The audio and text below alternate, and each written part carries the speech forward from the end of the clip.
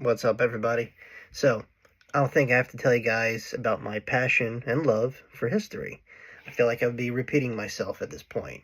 If this video does well, I might do another one. I figure I just kind of share my passion with you guys. I haven't done this in a while. It's going to be quick, so I don't bore you too much. Alright, so I'm going to pick a random character from history that I'm kind of passionate about. Usually kind of related to my culture. I'm Italian, so I'm going to talk about Italians.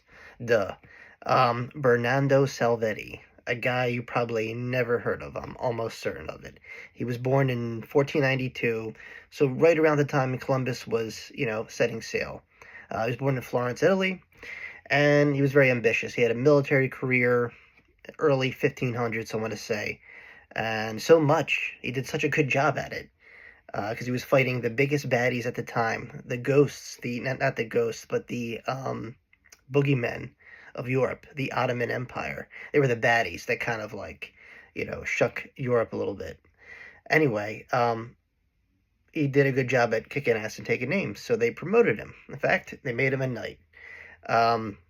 The Order of the Knight of Jerusalem, which is like a military order. And from that, he kicked ass and took names even more. And he fought pretty much in and about the Eastern Mediterranean. So think of like parts of Greece.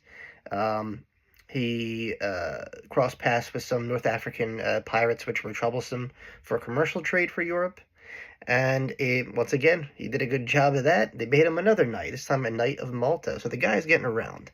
Now, later in his career, so 1561, his cousin, actually, Catherine de Medici. The Medici family, also interesting side note, powerful banker family.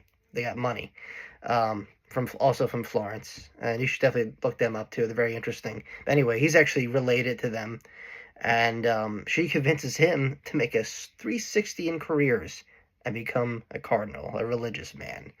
And he does a lot of convincing. He's impressive. He becomes ambassador to Charles V, I believe. And like I said, in 1561, the guy becomes a cardinal, and he has a very successful religious career, very influential.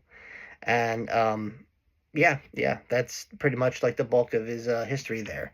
He eventually dies, obviously, later on, and I want to say around 1568.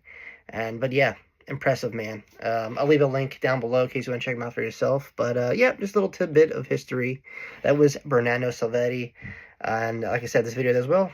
I'll do another guy from history. Alright guys, that's all I got. Thanks for listening. Peace.